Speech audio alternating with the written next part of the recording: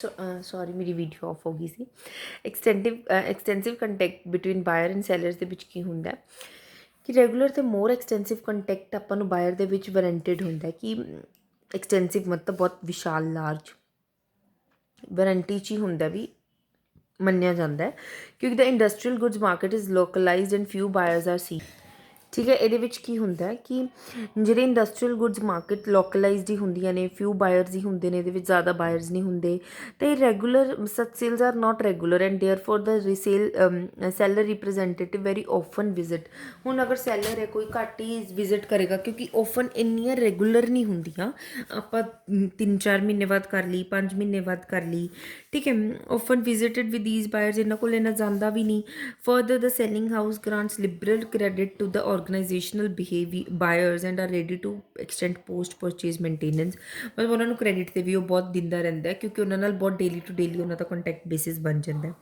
The 5 roles in purchase process. In the purchase process of an organization there are at least 5 roles played in buying center. These are users, influencer, buyer, deciders and gatekeepers. As again these in consumer purchasing we have these roles, but two or more of these are assumed by the same person, making the process a simply affair।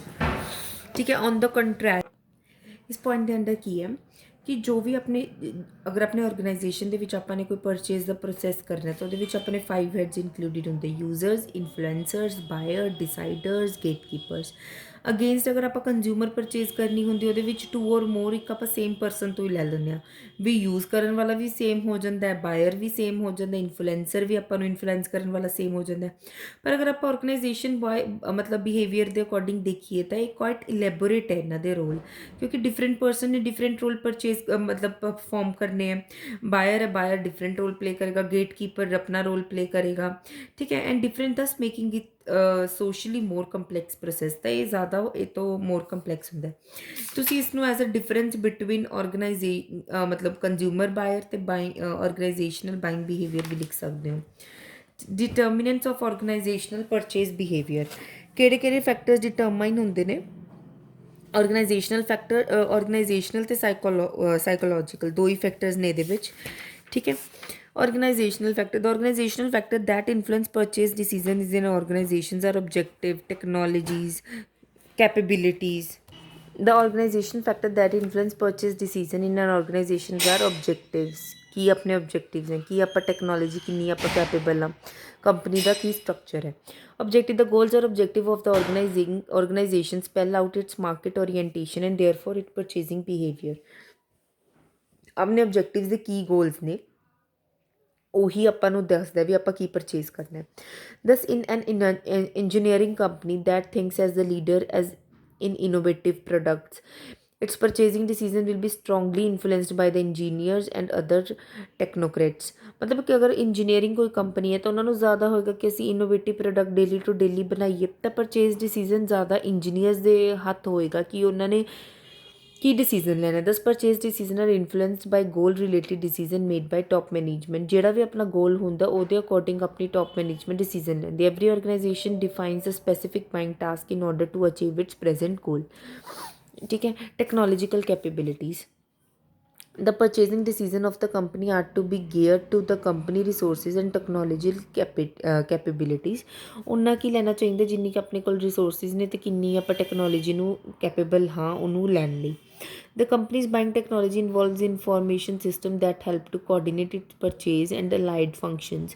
ਜੋ ਵੀ ਇਹਦੇ important functions ਹੁੰਦੇ ਨੇ ਆਪਾਂ ਨੂੰ ਉਸ ਤਰ੍ਹਾਂ ਦਾ structure ਬਣਾਉਣਾ ਚਾਹੀਦਾ, ਉਸ ਤਰ੍ਹਾਂ ਦੀ ਬਾਇੰਗ ਕਰਨੀ ਚਾਹੀਦੀ ਹੈ। Purchasing efficiency and performance are greatly improved by the extensive use of computers. ਮਤਲਬ ਆਪਣੀ ਪਰਚੇਸਿੰਗ ਐਫੀਸ਼ੀਐਂਸੀ ਅੱਛੀ ਇੰਪਰੂਵ ਹੁੰਦੀ ਹੈ, ਪਰਫੋਰਮੈਂਸ ਇੰਪਰੂਵ ਹੁੰਦੀ ਹੈ ਅਗਰ ਆਪਾਂ ਕੰਪਿਊਟਰਸ ਦਾ ਜ਼ਿਆਦਾ ਤੋਂ ਜ਼ਿਆਦਾ ਯੂਜ਼ ਕਰਦੇ ਹਾਂ। The company structure, the company structures has two dimensions, namely size and dimension degree of concentration। The size of the company plays an important role in purchasing behavior। ਠੀਕ ਹੈ, ਜਦੋਂ ਸਾਈਜ਼ ਜ਼ਿਆਦਾ ਹੋਏਗਾ ਉੱਥੋਂ ਜ਼ਿਆਦਾ ਆਪਾਂ ਨੂੰ ਪਰਚੇਜ਼ਿੰਗ ਡਿਸੀਜ਼ਨ ਕਰਨੀ ਪਏਗੀ। ਜਿੱਥੇ ਸਾਈਜ਼ ਅਗਰ ਡਿਪਾਰਟਮੈਂਟ ਦਾ ਘੱਟ ਹੋਏਗਾ, ਮਤਲਬ ਸੈਂਟਰਲਾਈਜ਼ ਹੋਏਗਾ ਤਾਂ ਉੱਥੇ ਸਮੋਲ ਅਥੋਰਿਟੀ ਹੋਏਗੀ ਤਾਂ ਉੱਥੇ ਆਪਾਂ ਨੂੰ ਘੱਟ ਪਰਚੇਜ਼ ਡਿਸੀਜ਼ਨ ਲੈਣਾ ਪਏਗਾ। Psychological factors, psychological factors are likely to influence the purchase behavior to a very great extent। The people under very heavy psychological pressure are the buyers because ਜਿਹੜੇ ਜ਼ਿਆਦਾ ਸਾਈਕੋਲੋਜੀਕਲ ਪ੍ਰੈਸ਼ਰ ਦੇ under ਹੁੰਦੇ ਨੇ ਉਹ ਬਾਇਰ ਹੁੰਦੇ ਨੇ, ਕਿਉਂਕਿ ਆਪਾਂ ਸਾਈਕੋਲੋਜੀਕਲ ਫੈਕਟਰ ਆਪਾਂ ਕੰਜ਼ਿਊਮਰ ਦੇ ਵੀ ਆਲਰੇਡੀ ਪੜ੍ਹ ਚੁੱਕੇ ਹਾਂ। ਈਚ ਡਿਸੀਜ਼ਨ ਦਾ organisational buyer make will be effect ਦਾ ਇੰਟਾਇਰ ਕੰਪਨੀ। ਅਗਰ ਕੋਈ ਵੀ ਡਿਸੀਜ਼ਨ ਲਏਗਾ ਤਾਂ ਉਹ ਪੂਰੀ ਕੰਪਨੀ ਨੂੰ ਇਫੈਕਟ ਕਰੇਗਾ। ਉੱਧਰ ਕੀ ਹੁੰਦਾ ਸੀਗਾ, ਅਗਰ ਉਹ ਇੱਕ ਡਿਸੀਜ਼ਨ ਲਏਗਾ ਉਹ ਸਿੰਗਲ ਪਰਸਨ ਨੂੰ ਇਫੈਕਟ ਕਰ ਰਿਹਾ। ਦੇ ਆਰ ਪ੍ਰੇਜ਼ਡ ਔਰ ਕ੍ਰਿਟੀਸਾਈਜ਼ਡ ਔਰ company wide scale for the actual performance. ਉਹਨਾਂ ਨੂੰ ਪ੍ਰੇਜ਼ ਵੀ ਕੀਤੀ ਜਾ ਸਕਦੀ ਹੈ, ਕ੍ਰਿਟੀਸਾਈਜ਼ ਵੀ ਕੀਤਾ ਜਾ ਸਕਦਾ ਹੈ। As a result organisational buyers identify their desire for reward and recognition with the needs of the company. ਉਹਨਾਂ ਨੂੰ ਸਭ ਦੇਖਣਾ ਚਾਹੀਦਾ ਹੈ, ਜਿਹੜੇ ਵੀ ਟਾਸਕ ਹੁੰਦੇ ਨੇ ਆਰਗੇਨਾਈਜੇਸ਼ਨਲ ਬਾਇਰ ਦੇ, ਉਹਨਾਂ ਨੂੰ ਬਹੁਤ ਅੰਡਰ ਸਟ੍ਰੈਸਫੁਲ ਸਿਚੁਏਸ਼ਨ ਦੇ ਵਿੱਚ ਲੈਣੇ ਪੈਂਦੇ ਨੇ। Higher the climb of these in organization ladder more severe will be the stress the organization buyer are to be face. ਜਿੰਨੀ ਆਪਣੀ ਆਰਗੇਨਾਈਜੇਸ਼ਨ ਦੇ ਹਾਇਰ ਗੋਲਸ ਹੋਣਗੇ, ਉਹਦੀ ਹਾਇਰ ਲੈਡਰ ਹੋਏਗੀ, ਜਦੋਂ ਆਪਾਂ ਪੌੜੀ ਚੜ੍ਹਦੇ ਰਵਾਂਗੇ ਤਾਂ ਆਰਗੇਨਾਈਜੇਸ਼ਨਲ ਬਾਇਰ ਨੂੰ ਸਟ੍ਰੈਸ ਫੀਲ ਹੁੰਦਾ ਕਿ ਉਹਨੂੰ ਡਿਸੀਜ਼ਨ ਲੈਣੀ ਕਿ ਉਸਨੇ ਕੀ ਚੀਜ਼ ਪਰਚੇਜ਼ ਕਰਨੀ ਹੈ। ਦਾ ਆਰਗੇਨਾਈਜੇਸ਼ਨਲ ਬਾਇੰਗ ਪ੍ਰੋਸੈਸ, ਇਹ ਪ੍ਰੋਸੈਸ ਦੇ ਰੱਖਿਆ ਆਪਾਂ ਨੂੰ। In a parallel to the purchase decision process in case of individual consumer we do have organisational decision making process which is more generally refer to a procurement process. ਇਹਨੂੰ procurement process ਵੀ ਕਹਿ ਦਿੰਦੇ ਆ।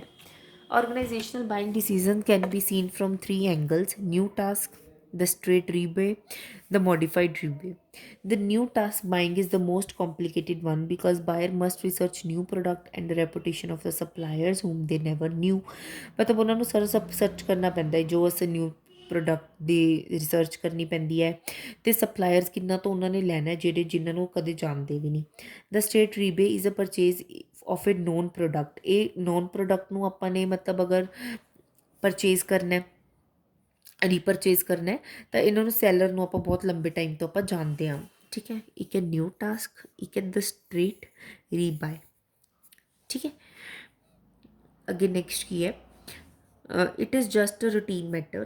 The modified rebuy is one where buyers purchase new product from established seller or familiar products from a new supplier.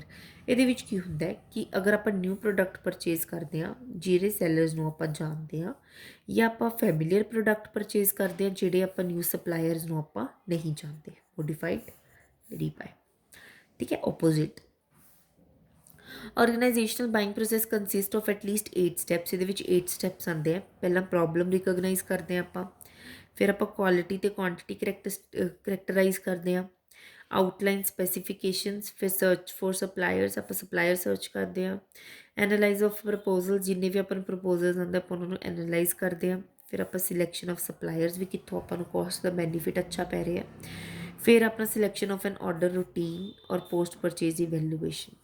ਠੀਕ ਹੈ, ਇਹ ਤੁਸੀਂ ਖੁਦ ਟਰਾਈ ਕਰਿਓ। ਠੀਕ ਹੈ, ਇਹ ਵਾਲੇ ਜਿਹੜੇ ਪੁਆਇੰਟਸ ਹੈ ਤੁਹਾਡਾ ਹੁਣ ਚੈਪਟਰ ਕੰਪਲੀਟ। ਇਹ ਬਹੁਤ ਈਜ਼ੀ ਪੁਆਇੰਟ ਹੈ। ਨੈਕਸਟ ਆਪਾਂ ਕਲਾਸ ਦੇ ਵਿੱਚ ਮਾਰਕੀਟ ਸੈਗਮੈਂਟੇਸ਼ਨ ਸਟਾਰਟ ਕਰਾਂਗੇ।